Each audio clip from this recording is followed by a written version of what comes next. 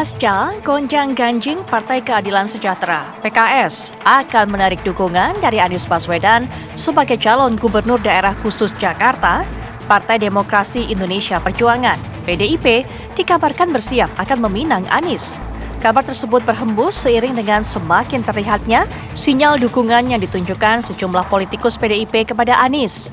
Setelah Ketua DPP PDIP Puan Maharani mengaku dukungan kepada Anies telah lebih dari 50%. Sekretaris Jenderal PDIP Hasto Kristianto juga mengamini bahwa sinyal dukungan kepada Anies terus dipertunjukkan oleh Puan Maharani. Yang penting adalah dukungan rakyat, kekuatan arus bawah. Kekuatan yang maha dahsyat, kata Bung Karno, itu adalah persatuan rakyat. Sehingga setiap pemimpin yang memang mendapatkan dukungan dari rakyat nggak perlu khawatir tidak mendapatkan tiket politik. Tapi Anies cocok sama PDIP, Mas? Di DKI. Ya gaya bicaranya ya menarik, dan Mbak Puan juga sudah beberapa kali menyampaikan sikapnya. Kami juga melakukan komunikasi ya dengan banyak calon-calon potensial yang ada di Jakarta. Meski demikian, jika benar PDIP mengusung Anies, Partai Besutan Megawati ini perlu partai tambahan agar bisa mendaftarkan Anies ikut Pilkada 2024. Hingga saat ini partai yang terbuka mendukung Anies adalah PKB, Nasdem, dan PKS. Lantas, dengan partai manakah PDIP akan berkoalisi di Jakarta? Akankah nama Anies Baswedan benar-benar masuk dalam daftar calon pemimpin daerah yang diusung PDIP? Tim TV One mengabarkan.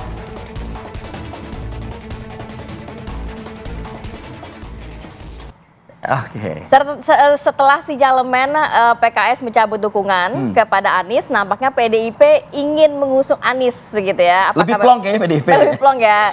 Dan kabarnya 14 Agustus kan PDIP akan umumkan siapa saja yang akan diusung menjadi kepala daerah, calon kepala daerah salah satunya adalah wilayah Jakarta. Akankah Anies? Kita akan membahas hal ini dengan narasumber yang sudah hadir di studio. Sudah ada Bang Ciko Hakim, politikus PDIP. Selamat pagi. Assalamualaikum Bang Ciko. Waalaikumsalam. Kemudian juga ada Mas Ahmad Hoirul Umam, analis politik Universitas Paramadina Jakarta. Pagi Mas Arif, Barati. Nanti juga akan bergabung bersama kami Bang Refrizal, politikus dari PKS, tapi saat ini kayaknya masih akan join ya.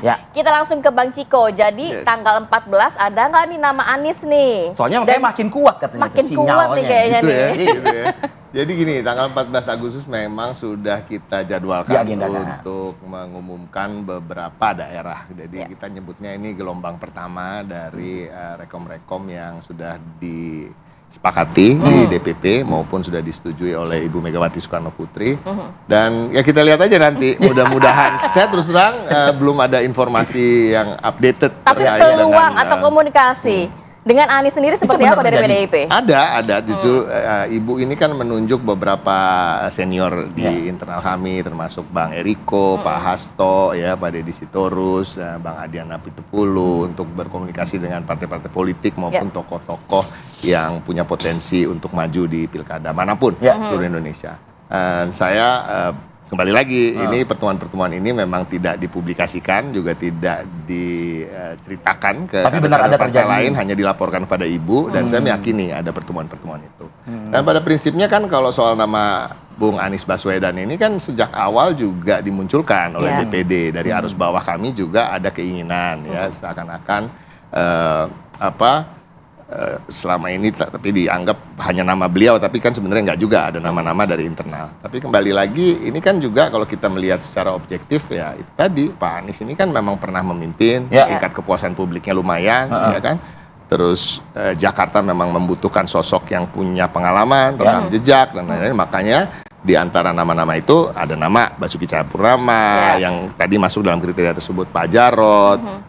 Ada nama Pak Andika Perkasa, ada nama Bu Risma kemarin-kemarin, Prasetyo Edi Marsudi, Charles Honoris, sekarang bahkan ada nama Bang Rano, dan juga ada nama Pak Anies. Gitu. Kalau kita lihat nama-nama ini semua kan mereka pernah menduduki jabatan publik yang strategis, penting, dan sukses ketika menjabat di tempat di maka mereka diberikan amanah. Jadi ini suatu hal yang biasa aja. Nah, kalau terkait itu, nah sekarang kembali lagi. Apakah tadi kan selalu dikatakan kalau PKS narik dukungan PDI Perjuangan akan masuk? Bahkan sekjen Anda mengatakan sebenarnya iya. Ini tapi peta pilkada Jakarta bisa berubah nih. Artinya lebih meyakinkan PDIP, maksudnya begitu? Maksudnya sebenarnya iya, bukan itu aja. Tapi kan kembali lagi, kan kami tidak bisa mencalonkan sendiri. Betul. Ya, kan? Sebenarnya it helps also if PKS stay juga gitu. Pengennya. Nggak salah juga PKS stay gitu. Tapi kan karena ada kebutuhan terhadap kita, tentunya bargaining kita akan lebih tinggi dong, ya kan? Itu aja. Tapi ini kan politik. Ini kayak PDKT. Tapi gini, pada prinsipnya kembali lagi di internal juga kita masih direpotkan dalam tanda kutip mencoba untuk mengusulkan satu nama dari nama-nama kader internal tadi juga nggak mudah. Ya kan, karena ada yang cocoknya jadi calon gubernur dan hanya bisa jadi calon gubernur seperti Basuki Cahayapurnama karena aturan akan mengatakan tidak boleh dia maju sebagai cawagup. Ada juga yang cocoknya beberapa untuk menjadi cawagup misalnya. Tapi kan kalau kelas-kelas Pak Andika atau Bu Risma kayaknya nggak cocok kalau jadi wa juga karena pernah jadi menteri, panglima kan gitu ya. Jadi nanti ini kita tunggu aja bagaimana lah. Masih diaduk. Masih diayak. Masih panjang waktunya. Gitu ya. Bang Refrizal gimana nih Bang kalau mendengarkan pernyataan Bang Ciko ya kalau lebih baik sih PKS juga stay lah jadi bisa bersama-sama PDIP. Kan udah ultimatum 40 hari udah lewat kan. Gimana Bang? Ya kan saya sudah sampaikan harusnya ditanyakan sama ya dikasih waktu yang panjang harus saya. Karena PKS itu hanya 18 kursi harus tambah 4. Dan PKS telah memutuskan yaitu Anies Soebul Iman disingkat dengan Aman. Nah Aniesnya belum jelas. Dengan keputusan itu 2 pilihan buat Anies. Satu Anies waktu itu ya, satu Anies menjadi mengambil Soebul Iman sebagai wakil juga kalau bahasa Pak Adi Praitno itu bukan kaleng-kaleng gitu ya. Yang diusulkan oleh PKS itu nggak kaleng-kaleng mantan presiden PKS ya. Mantan wakil ketua DPR RI bukan kaleng. Juga dia doktor, PhD. Nggak ada kekurangan sedikit pun dari Soebul Iman. Tapi kan sampai 4 Agustus kemarin memang belum ada kejelasan dari Pak. Yang ada polemik di publik, harusnya tidak ada polemik di publik itu. Harusnya misalnya Anies bisa ngomong baik-baik ke Presiden PKS atau ke Dr. Salim ya, sebagai pimpinan PKS. Dia kan dia akrab sesuatu, nggak boleh ribut-ribut. Nah saya aja pakai baju nomor 1 misalnya. Tandanya PKS itu kemarin ikhlas. Kalau Pak Refrizal tuh kayaknya masih belum move on dari nama Anies Baswedan sih kayaknya ya. Bukan masalah mau on ya. Jadi ada yang bilang PKS itu hebat ada Anies, enggak juga. 2004 PKS itu 24%, saya ngusung sendiri, ya. Nah, PKS berpengalaman mengusung menjadikan Anies menjadi gubernur tahun 2000 lawan incumbent Basuki Cahayapurnama atau Ahok ya, itu PKS. Gerindra kita aja karena kita nggak cukup waktu itu mengusung Anies sebagai gubernur, kita ajak Gerindra untuk mengusung berpasangan dengan dari calon Gerindra waktu itu yaitu Bang Sandi. Jadi jangan dibilang PKS itu lari dari Anies. Anies itu juga nggak boleh cemen begitu. Kita orang anak muda sekarang gitu.